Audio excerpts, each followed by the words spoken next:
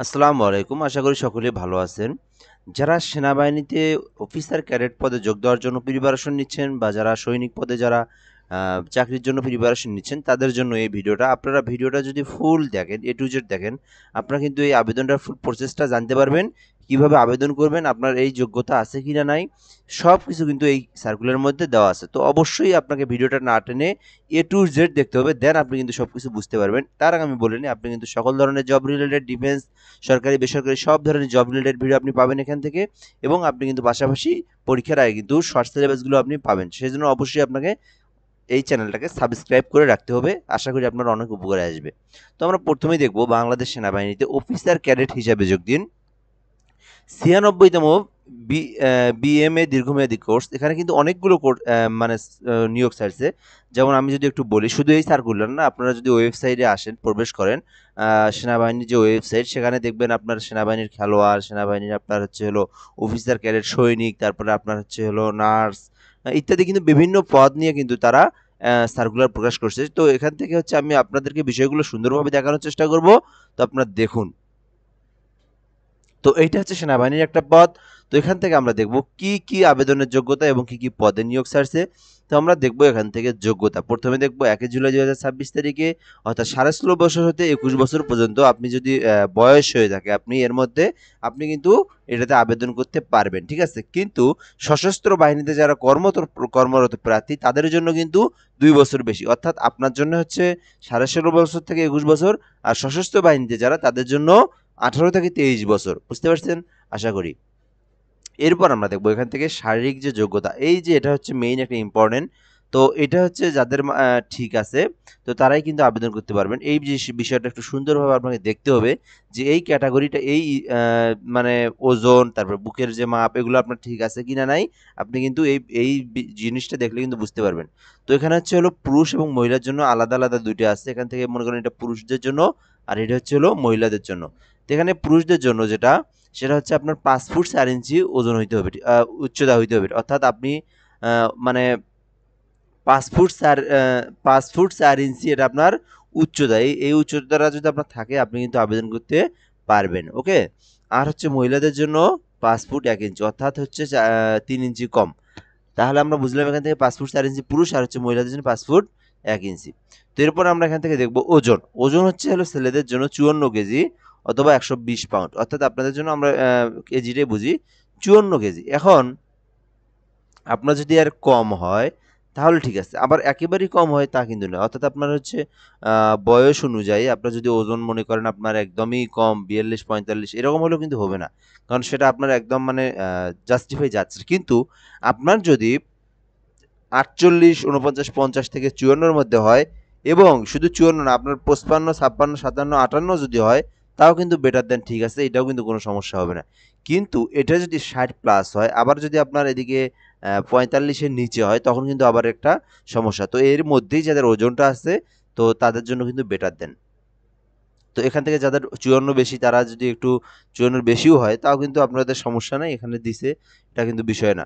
তো একটু বলে নিই, আমার একটা ফ্রেন্ড, ও চাকরি হয়েছে। তো ওর যখন চাকরি হয়েছে, ওর আপনার হচ্ছে হলো ওজন ছিল 72 কেজি। 72 কেজি। ওর কিন্তু হচ্ছে একদম ক্যান্সেল করে দেয়নি। বলছে তোমার সব কিছু ঠিক আছে, তোমার ওজনটার একটু সমস্যা, তুমি এর পরবর্তী যে পরীক্ষাটা আছে, চূড়ান্ত পরীক্ষায়, ওটাতে তুমি করবা কি, ওই যে সময় আছে 16 দিন, 15-16 দিন সময় ছিল।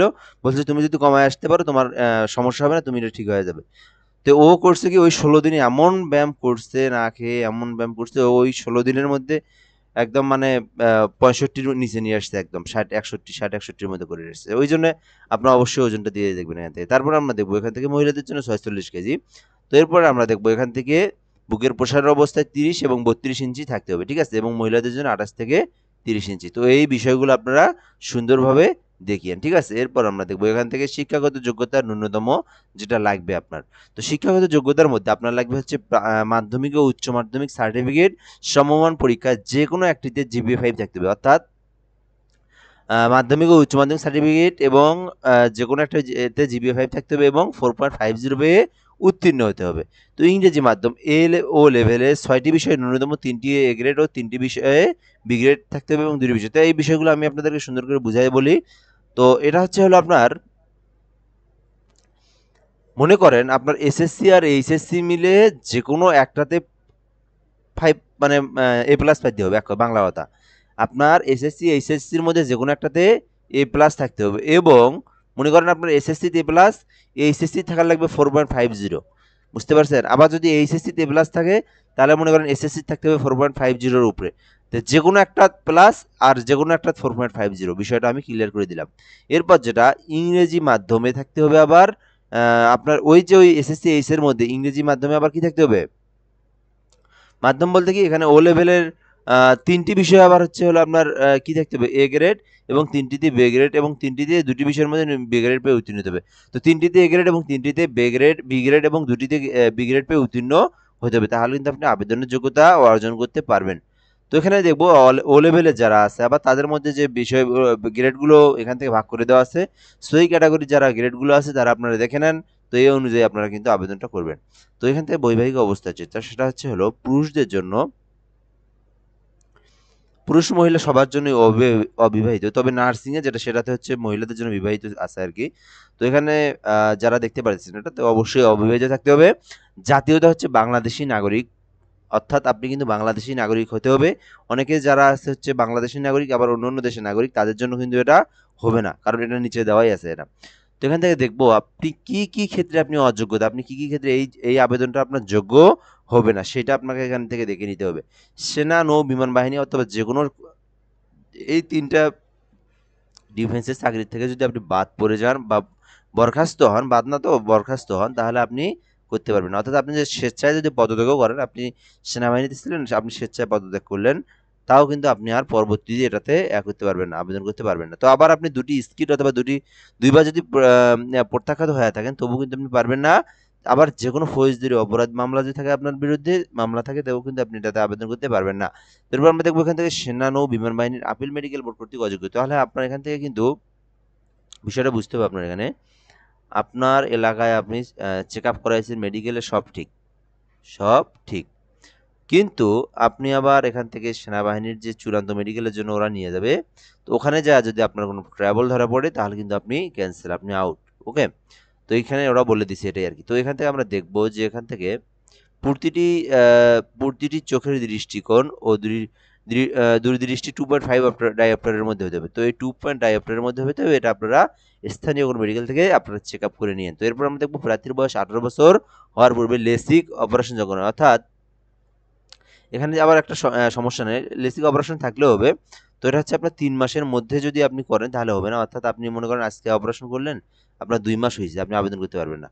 তবে আপনি আবেদন করার, আপনি অপারেশন করছেন, আপনার 3 মাস অতিক্রম হয়ে গেছে, তাহলে আপনি আবেদন করতে পারবেন। এরপর আমরা দেখবো এখান থেকে দ্বৈত নাগরিকত্ব পাবো। আমি যেটা বললাম যে বাংলাদেশী নাগরিক এবং অন্য দেশেরও আপনি নাগরিক, আপনি বাতিল। তারপর আমরা এখান থেকে দেখবো ভর্তি পরীক্ষায় যে কোনো পর্যায়ে ভুল বা মিথ্যা তথ্য যদি আপনি প্রদান করেন তাহলে আপনি ক্যান্সেল। এরপর আমরা দেখবো আবেদনের পদ্ধতি যেটা সেটা হচ্ছে 29 জুলাই 2025 হতে 18 অক্টোবর পর্যন্ত আপনি আবেদন করতে পারবেন। সো আবেদনের প্রসেসটা এখানে সব দেওয়া আছে, কিভাবে আবেদন করবেন, এবং পেমেন্টের টাকাটাও এখানে বলা আছে যে আপনি কিন্তু এখানে ভিসা, মাস্টার কার্ড, বিকাশ, নগদ যে কোনো একটা উপায়ে কিন্তু আপনাকে 1,000 টাকা পেমেন্ট ফি দিয়ে এক 2,000 টাকা দিয়ে মোট রেজিস্ট্রেশন সহ আবেদন করতে হবে। এটাতে কিন্তু আপনার সব কিছু কিন্তু আবেদনের আপনার রেজিস্ট্রেশন, আবেদন ফি সব কিছু কিন্তু অগ্রিম নিয়ে নেয় তারা। তো এখানে বুঝতেই পারছেন এখানে কিন্তু আপনার 2,000 টাকা মতো লাগবে। তো এবং আবেদনের জন্য যে ভিজিট করতে যে একটা আছে আপনার জয়েন আর্মি মেল বিডি, এখানে গিয়ে কিন্তু আপনি আবেদনটা করতে পারবেন।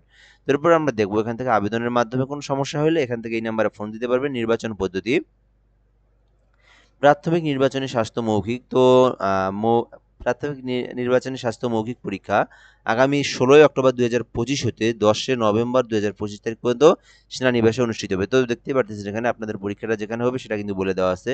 তো এখনও আমি একটা কথা বলে নিই, যারা এখনও আমার চ্যানেলটা সাবস্ক্রাইব করে নাই অবশ্যই আপনি সাবস্ক্রাইব করেন।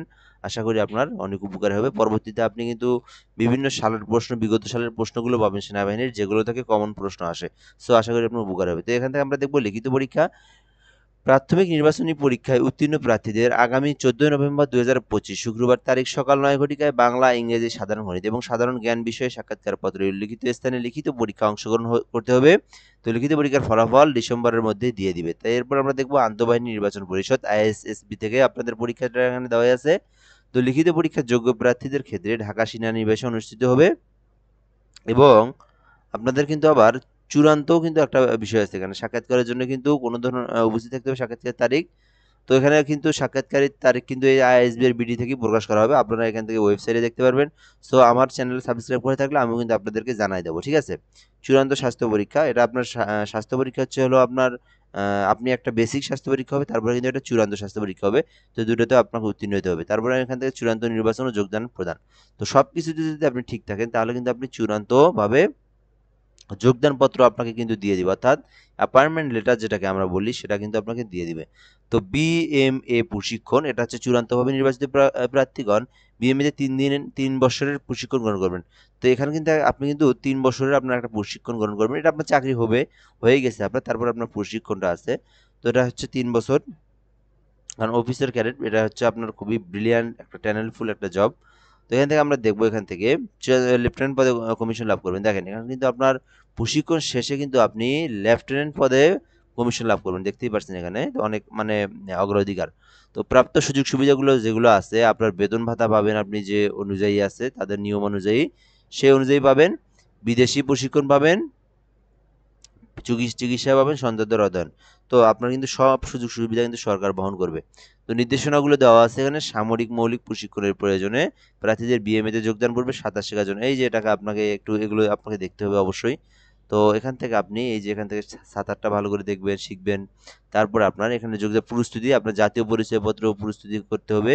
বিএনসিসির ক্যাডেট এবং স্ব কলেজের রেজিমেন্টের মাধ্যমে আবেদন করতে হবে। নৌ বিমান বাহিনী হতে ছাড়পত্র এবং প্রার্থীর মূল সার্টিফিকেট অবশ্যই আবেদনের পরবর্তী দিতে হবে। তো এখান থেকে বিজ্ঞপ্তির যে কোনো অংশ পরিবর্তনের ক্ষমতা সেনাবাহিনী রাখে এবং চূড়ান্ত নির্বাচন যদি আপনার করে তারপরেও কিন্তু সেনাবাহিনী এটা আপনাকে কি করতে পারে, এডিটিং করতে পারে, আপনাকে কিন্তু বাতিল বা ক্ষমতাও করতে পারে। সো এখান থেকে অবশ্যই দেখতেই পারতেছেন আপনাদের যখন আবেদনের প্রসেসটা কীভাবে করবেন সেটা যদি দেখার জন্য আপনাকে আমাকে সাবস্ক্রাইব করে রাখতে হবে। পরবর্তীতে ভিডিওতে কিন্তু আমি এটা দিয়ে দেবো। সো ভিডিও এ পর্যন্তই, ধন্যবাদ, আসসালামু আলাইকুম, ভালো থাকবেন।